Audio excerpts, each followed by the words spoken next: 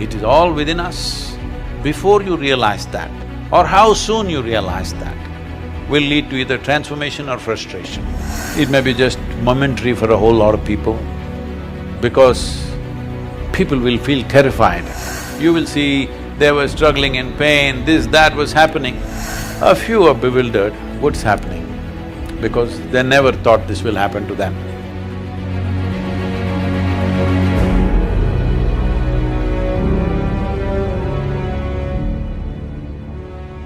Okay, Sadhguru, I'm going to ask you to move to this poem called Human on page 112. Oh, I like that number.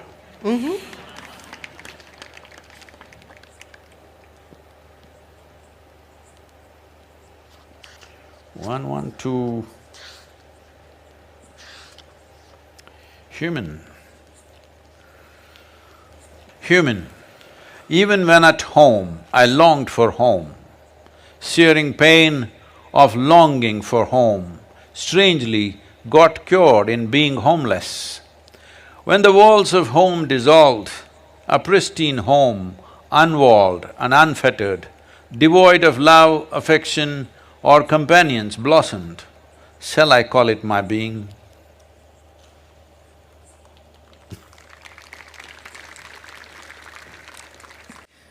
But this is a poem about home, and it is also a poem about…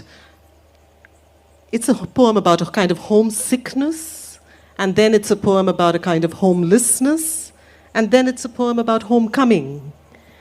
And I wanted you to tell us more about that journey, because I think in some way many of us have shared that journey, but not on the level of… not in the profundity that you're talking about it here, but I think many of us have had glimpses of that journey. Is this the blueprint for almost every seeker? Yeah, I would say there's literally no human being who is not confronted with a thought and an emotion like that, but they manage to brush it aside. It doesn't bother them enough. The pain of not knowing doesn't tear them, that's the whole problem. They come to terms with ignorance. They make a deal with ignorance. They will build relationships where everybody will confirm this is the best way to live. Of comfort, companionship, love, affection. These are all things you're seeking. I know a whole lot of people have raised human emotions to heavens. If you say love, they say divine love. If you say joy, they say divine joy. If you say bliss, they say divine bliss. You don't need any God's help to be joyful, loving, peaceful. As a human being, you're endowed with these qualities. So all those who deprived themselves of that, they either seek God or they settle for a dog. Yeah, usually. Because they want a unconditional love, this is a demand. Because the nature of love is such that it's like a flower, if you don't watch it for 2 minutes, it'll fall. It'll wither and fall right there. Either you want to let it fall, or you have to nourish it every moment, or you have to concretize it. That means you take a picture and keep it on your phone screen, or you institutionalize it with marriage or this or that. So essentially, well, I'm not against any institution because institutions are needed in the world to operate, otherwise there'll be chaos. That is a different thing. But you cannot institutionalize joy or peace, like right now we think United Nations is the institution for peace. No, you cannot institutionalize peace. You cannot institutionalize joy. You cannot institutionalize love or anything for that matter. Institutions are functional instruments in a given society. I have utmost respect for them because without it, people, a whole lot of people wouldn't know how to live. You need institutions, there is a government, there is a democratic process, there are variety of things, all right? There are courts, there are parliaments. Well, 90% of the time some nonsense may be happening there. But still these institutions are important because without that there will be total chaos. So I'm not talking against institutions, but institutionalizing things that happen within a human being is a silly effort. But is it possible to embark on a journey without this sense of homesickness? See, let one human being honestly say, when you are with your most loving parents, however doting and wonderful they were to you, that you never felt this is not where you want to be. That is a dishonest human being. Because love gets tedious, somebody's fondness gets very tedious, comfort gets tedious. Because the nature of life is, it wants to constantly expand.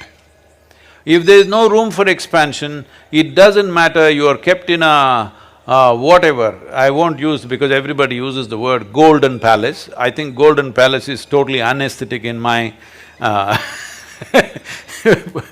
my visual perception. I hate golden palace, but whatever is the most wonderful palace, or as you say Shangri-La or whatever, it'll get tedious.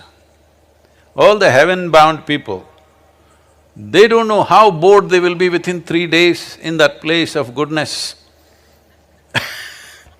So I'm saying it doesn't matter, it's not because there's something wrong with your parents. They may be most wonderful people, but the very nature of a human being is such.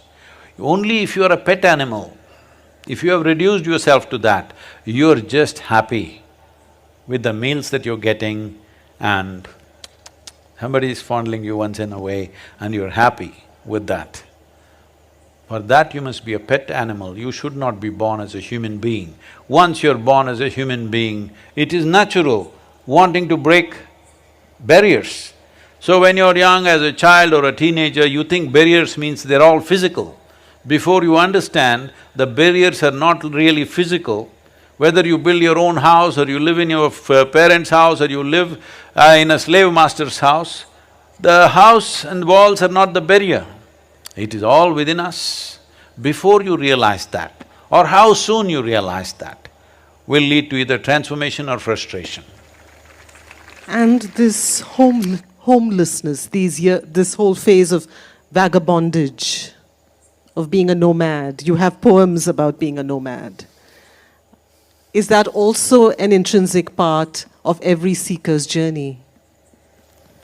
See, do not separate seekers and non-seekers, everybody is a seeker. Some quickly compromise, some endure. There is nobody who is not a seeker. Some seek and forage within their own limitations, some want to seek, some seek in a safe manner, some seek dangerously. But there is nobody who is not a seeker, everybody is a seeker. And therefore this period of homelessness or vagabondage is universal?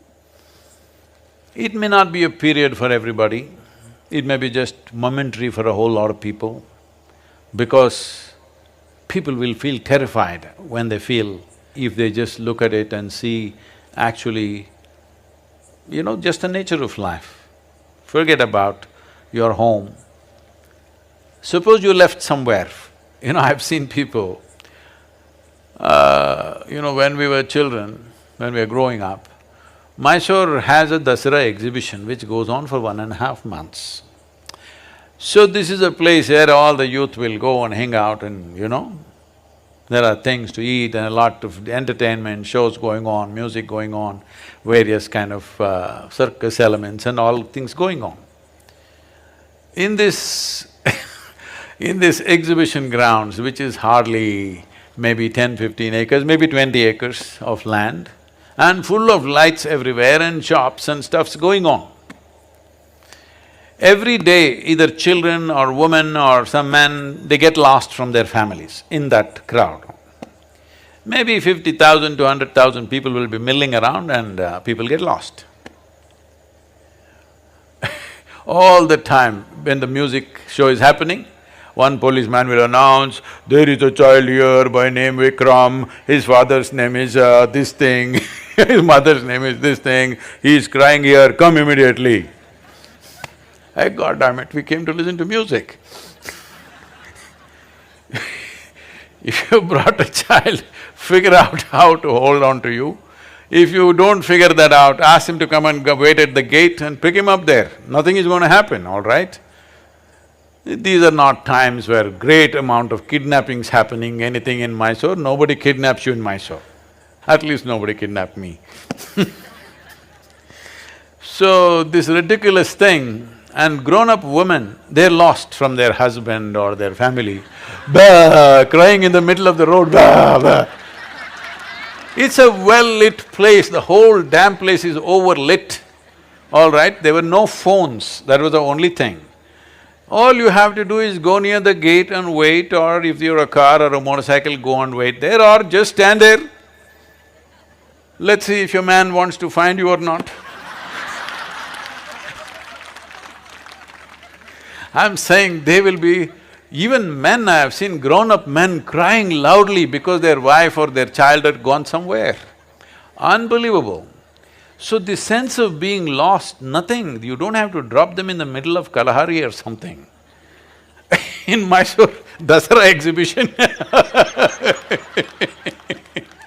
I know Mysore people will be listening and say, how can Sadhguru speak like this? Does he know the pain of getting lost in Dasara exhibition? I'm saying this is how people are. I've seen people in the jungles when some of my friends came with me, in the forest, not even deep inside, just in the borders of the forest. Somewhere they go here, there and they get lost. They just few meters away somewhere and they can't see us. Bah! They start crying. Grown-up boys. I've been lost in the forest for days and weeks, don't know where the hell I'm going. I know if I keep walking, some road, something will come, because I know how wide Western Ghats are. At the most 150, 200 kilometers if I walk, I will come to the coast or to some city. But in the meantime, you should see how people behave, because for them, nothing big needs to happen. Smallest things, if they lose their wallet, psst. They lose their phone, gone.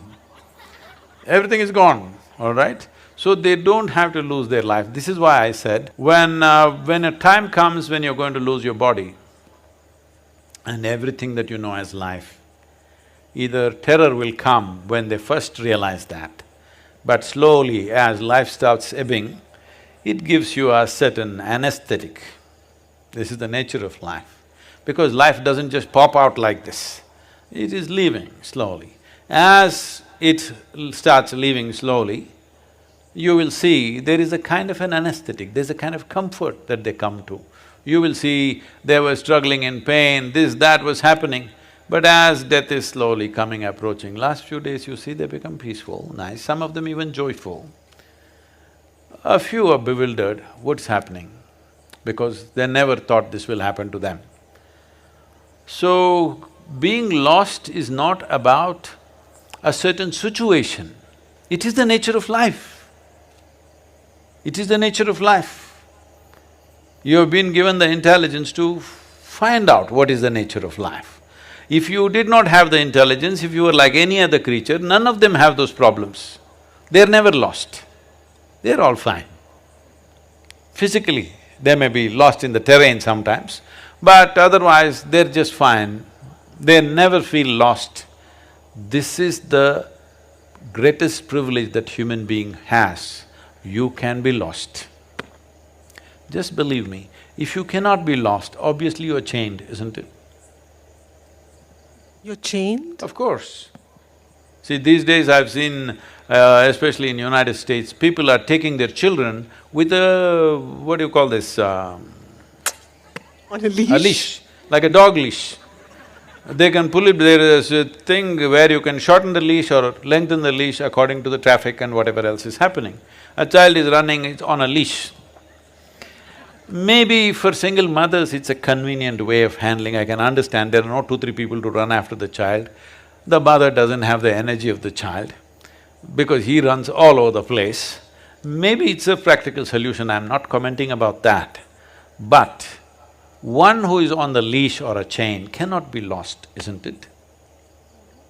You need to understand, being lost is a great privilege because you are not on a chain.